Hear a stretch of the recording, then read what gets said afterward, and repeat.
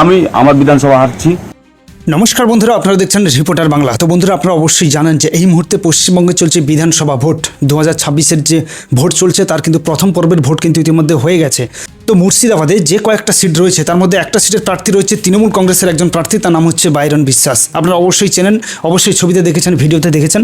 তো তিনি এই মুহূর্তে বলছেন যে তার নিজের সিট তিনি হারতে চলেছেন এবং তিনি আরও কয়েকটি সিটের নাম বললেন যেগুলো কিন্তু তৃণমূল কংগ্রেস হারতে চলেছে। মানে এদের মধ্যে এরা কিন্তু বুঝতে পেরে গেছে যে মানুষের যে পরিবর্তন বা মানুষ যে পরিবর্তন চাইছে সেটা কিন্তু এনারা ইতিমধ্যে বুঝতে পেরে গেছেন। তো চলুন বাইরন বিশ্বাস কি বলেছে আগে পুরো ভিডিওটা আপনাদের দেখাই, তারপরে আপনাদের আমি বিস্তারিত বলছি। আমি আমার বিধানসভা হারছি। জমিপুর জাকির সাহেব হারছে, শামসেরগঞ্জ নূর আলম হারছে, ফারাক্কা ওই আমাদের আমিরুল হারছে। রাজ্যের খবর আমি বলতে পারবো না, রাজ্যের খবর আমাদের ক্যামেরা স্ট্রিট জানে, আর সেন্ট্রাল ফোর্স তো ভালো করে জানে। নমস্কার দাদা, নমস্কার। ভুল হলে ক্ষমা করবেন, ক্ষমা করবেন, ক্ষমা করবেন। ভাই পিছনে আসো।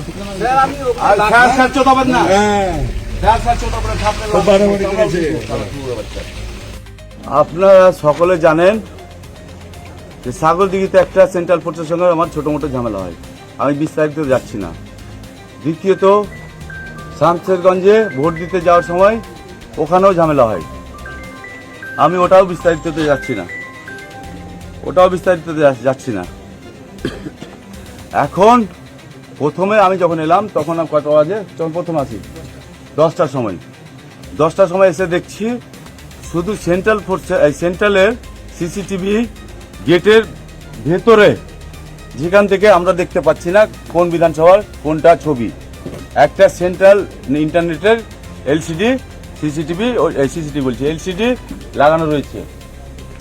প্রথম কথা, আমি চার্জ করলাম যে বাইরে এলসিডি নেই কেন, গেটের বাইরে, ভেতরে তো ঢুকতে দেবেন না। ঠিক আছে, আপনাদের রুলস প্রোটোকল আমরা মানি আর মানবো, সংবিধানের বাইরে নয়, আমরা সংবিধান মেনেই চলবো। যেটা গভর্নমেন্ট সেন্ট্রাল গভর্নমেন্ট করে দিয়েছে ওটাই মানবো আমরা। দ্বিতীয়ত তারপরে এসডিও স্যারকে ফোন করলাম, এসডিও স্যার বলছে যে सुबह लग जाएगा। सकाले ओरा बोलो सुबह लग जाएगा। हम सुबह लग जाएगा क्या बात है, पहले तो ये लगना चाहिए, उसके बाद सुबह लगेगा। তারপরে বললো যে সকালে লেগে যাবে, আমার সকালে চলবে না, এখনই চাই। এসডিও স্যারকে বললাম স্যার এখনই চাই, রিকোয়েস্ট করছি আপনাকে, এখনই চাই স্যার। বলছে না হবে না, সকাল হবে। আমি এসডিও স্যারকে বললাম যখন যে যদি আপনি প্রার্থী হতেন, আপনি ক্যান্ডিডেট হতেন, তা আপনি সকাল পর্যন্ত ওয়েট করতে পারতেন স্যার। তখন বললো এসডিও স্যার যে 8 ঘন্টার মধ্যে আমি ইনস্টল করিয়ে দিচ্ছি। এসডিও স্যার খুব ভদ্রলোক, খুব ভালো মানুষ, এরকম এসডিও আমি জীবনে দেখিনি। ওনার সঙ্গে মানে কি বলবো, এত ভালো মানুষ ওনাকে আমি দেখিনি। এসডিও স্যার খুবই ভদ্রলোক, জেন্টেলম্যান। এসডিও স্যার 8 ঘন্টার মধ্যে ইনস্টল করলো। তারপর আমি এসডিও স্যারের সঙ্গে কথা বলে বাড়ি চলে গেলাম। আমাকে 1:30 নাগাদ আমার ছেলেরা না 1টা নাগাদ আমার ছেলেরা ফোন করে। তারপরে বলছে, ওরা বললো যে 1:05 না রে, 11:17 তো 17 মিনিট ক্যামেরা অফ। 2 নম্বর কটাতে 12:35 হ্যাঁ 12:20 কিংবা 38 আপনারা সিসিটিভিতে রয়েছে, পেয়ে যাবেন। 12:20 কিংবা 38 কতক্ষণ 20 মিনিট বন্ধ, 20 মিনিট বন্ধ। তো আমাদের বাড়িতেও ডিজি আছে, জেনারেটর আছে। আমি 1 সেকেন্ডে ডিজি চালু হয়ে গেছে।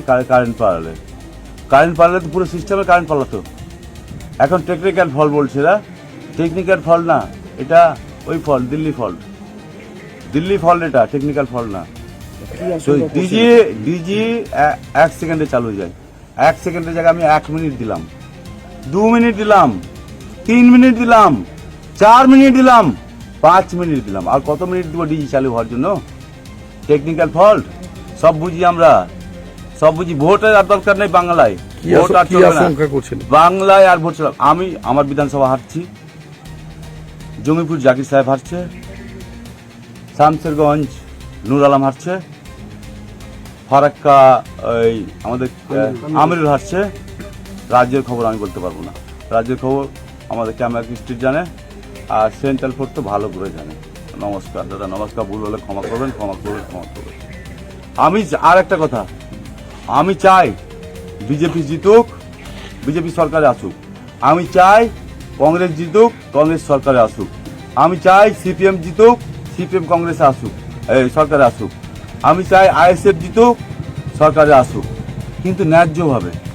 টিএমসিকে থাকার কোনো পজিশন দিদি চাই না, ওই রকম জোর জবরদস্তি করে। অভিষেক দা চাই না জোর জবরদস্তি করে। জোর জবরদস্তি লুটপাটি আমরা শিখিনি, আমাদেরকে ওটা শেখায়নি। ওটা আমাদেরকে শেখায়নি, দিদিও শেখায়নি, এবিদাও শেখায়নি। আমি এখন কলকাতা বেরাচ্ছি, কামাকি স্ট্রিট যাচ্ছি। এখন তো প্রশাসনিকরা তো ওদের হয়ে বলছে বিক্রি হয়ে গেছে। আর কত টাকায় বিক্রি হয়েছিল আমি জিজ্ঞেস করলাম, 50 লাখ, 1 কোটি। আরে তোকে 2 কোটি দিচ্ছি আমি, বিক্রি কেন হলি? বাংলায় থাকবি না? রাজ্য সরকার আন্ডারে কাজ করবি না?